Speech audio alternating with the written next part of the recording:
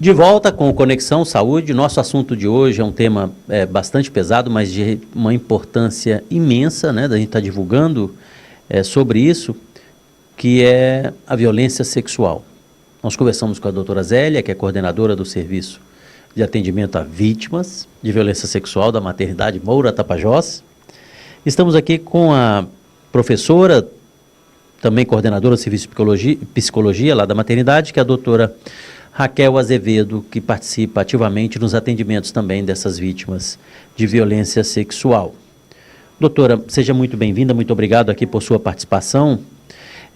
Doutora Zélia, nos blocos anteriores, comentou que a maioria dos casos acontece no ambiente familiar, no ambiente dentro de casa, de vizinhos, ou seja, de pessoas bem próximas, né? Uhum.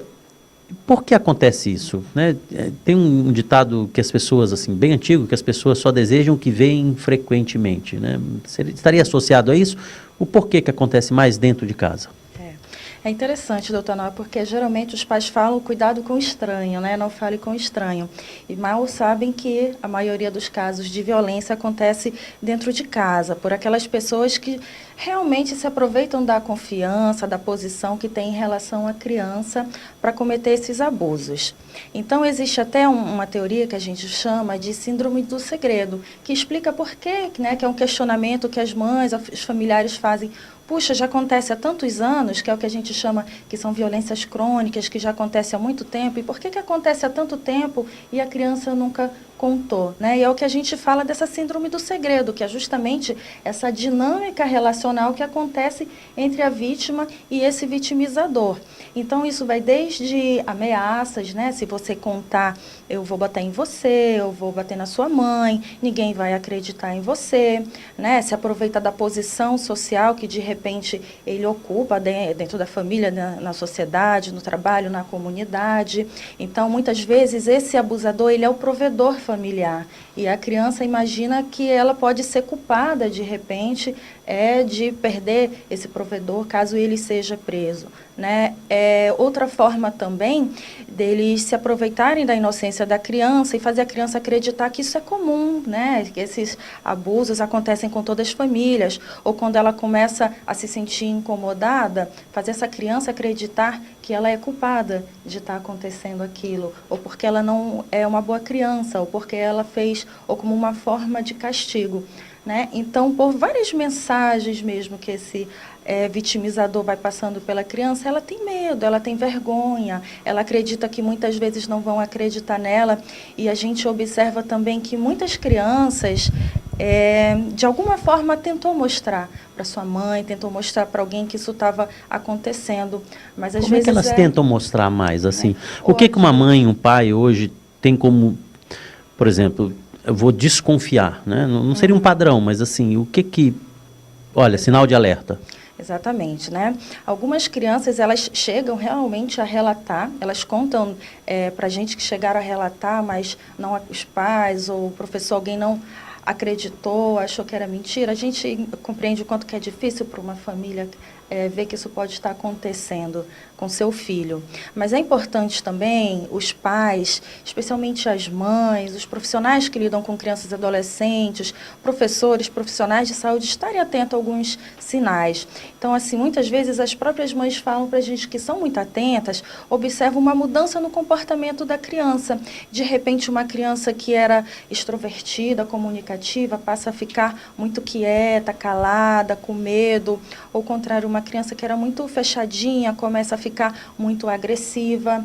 Um interesse em assuntos relacionados à sexualidade que você vê que é um pouco diferente da curiosidade normal de uma criança. O desempenho escolar muitas vezes cai, ela tem vergonha de trocar de roupa na frente da mãe, ela sente uma certa rejeição quando aquela pessoa que é o vitimizador chega perto, ela não quer mais ir Quase na casa sempre tem daquele essa rejeição tio. quanto ao vitimizador? É uma uma questão que a gente fala que é um sentimento ambivalente, né? Tem muitos casos que sim, que esse vitimizador também vem com agressividade, com muitas ameaças, e essa criança tem medo.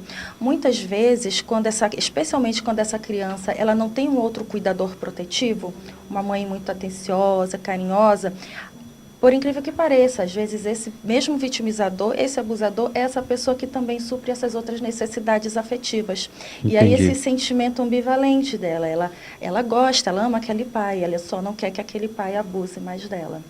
E a gente fala muito de padrasto, de não sei o quê, mas também acontece com o próprio pai, né? Sim, sim, pai, padrasto, tios, irmãos, avós, como a própria doutora Zélia falou.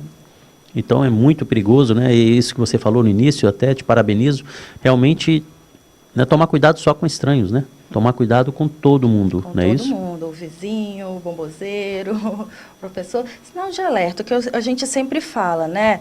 Parece assim, que a gente não quer criar também uma neurose, todo mundo vai fazer isso. Mas o que é importante que a gente observa, quando uma mãe, o familiar tem um bom diálogo com essa criança, explica desde pequeno, né? Às vezes a gente fala com 4, 5 anos, já dá para, até antes, com uma linguagem lúdica, na brincadeira, já orientar essa criança o que é o carinho normal, um carinho realmente afetivo, o que é um carinho diferente, quais são as partes que pode tocar, que não pode tocar, quem é que pode chegar perto, sempre manter essa relação de diálogo, de abertura com essa criança, né? Então essa criança nos primeiros sinais, ela pode desconfiar e contar, né, para uma mãe, para um professor, que também saiba dar uma abertura, né? Ter cuidado para não julgar, não brigar, né? Que às vezes que a gente já é o que a gente chama até de dano secundário. Às vezes o que acontece depois foi pior do que as próprias relações abusivas, que acontece tanta briga na família,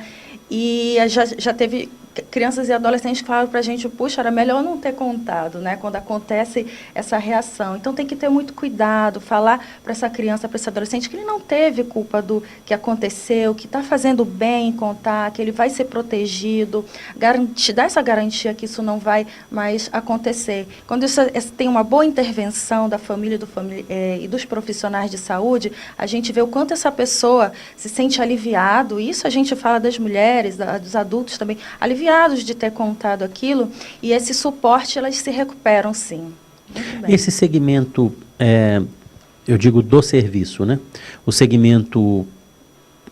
Agora, eu só gostaria, assim, desculpa até voltar um pouco atrás, mas gostaria que você chamasse bastante atenção nessa questão de que, assim, você falando, vem meninas na cabeça, né? Meninas, mas ocorre com meninos, né? Sim, ocorre muito. E como é essa reação? Meninas. Porque os meninos, tadinhos, provoca uma dor muito grande, né? Um Sim. trauma muito grande.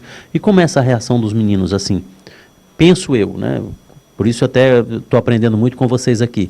Mas penso eu que essa reação deve ser, assim, mais exacerbada que das meninas, não? Bom, a gente diz assim, que a violência sexual é uma violência silenciosa, né? Então, ela acontece em segredo mesmo, nessa relação entre vítima e vitimizador.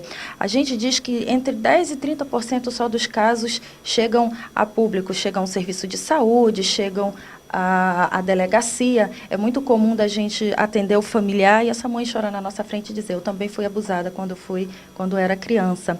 E esse tabu é maior ainda com meninos, né? Então, acredita-se que o número de meninos que são vitimizados, eles são realmente bem maior do que chega aos nossos serviços, porque os mitos, os tabus envolvendo, por exemplo, a homossexualidade é muito grande.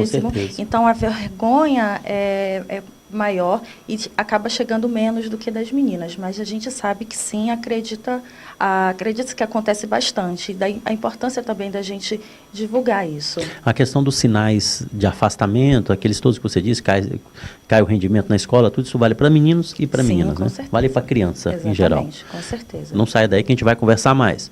Vamos a um rápido intervalo comercial, já voltamos aqui com o Conexão Saúde.